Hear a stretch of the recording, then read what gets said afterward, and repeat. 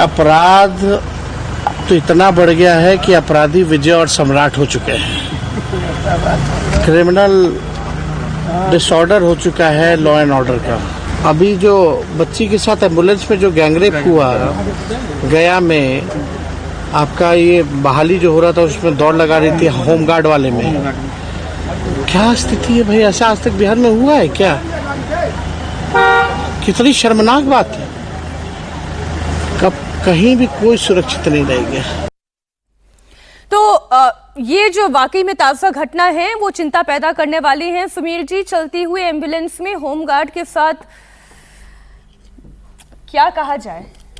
नहीं ऋषि, से बहुत दुखद और मतलब बहुत शर्मिंदा करने वाली घटना है ये बिहार के लिए, पूरे देश को, और ये पूरे हिंदुस्तान में होती रहती है। ऐसा नहीं कि बिहार में इस तरीके से हो रही है, बंगाल के अंदर देखो किस तरीके से घटनाएं हो रही है, दूसरे राज्यों में भी इस तरीके से घटनाएं लगातार उड़ीसा में होती रही। उड़ीसा में अभी इस तरीके से जो घटना घटी है इस तरीके को लेके, तो मुझे लग रहा है लेकिन अब वैन के अंदर किया पुलिस प्रशासन का ये फेल्यूरनेस तो कहा ही जाएगा, लेकिन मुझे लगता है कि घटना घटने के बाद आप कितना एक्टिवली इस चीजों को कंट्रोल करने के लिए कोशिश करें और ये सुनिश्चित करें कि भाई कि भविष्य में इस तरह की घटनाएं नहीं होगी। प्रशासन आपका कितना मुस्तैद है? गृह मंत्रालय किसके पास है? नीतीश कुमार के पास है। नीतीश कुमार को लेकर लगातार प्रश्न उठ रहा है कि भाई आप मुख्यमंत्री भी है, गृह मंत्री हो, लॉ एंड ऑर्डर आपसे संभल नहीं रहा, आपके स्वास्थ्य की समस्या है, या आप बहुत ज्यादा काम में व्यस्त हो, तो आप गृह मंत्रालय भारतीय जनता पार्टी या किसी अपनी पार्टी के नेता को दे दो जो ज्यादा अच्छे से गृह मंत्रालय को देख सके। तो मुझे लगता है तमाम तरह के प्रश्न नीतीश सरकार पर लगातार उठ रहे हैं। जब चुनाव के 45 दिन पहले इस तरह की घटनाएं होगी तो निश्चित रूप से विपक्ष इसको मुद्दा बनाएगा। सरकार के लिए भी बहुत मुश्किल होगा, बनना भी चाहिए, और सरकार के लिए भी बहुत मुश्किल है कि लगातार आप इस बात का कैसे बचाव करोगे।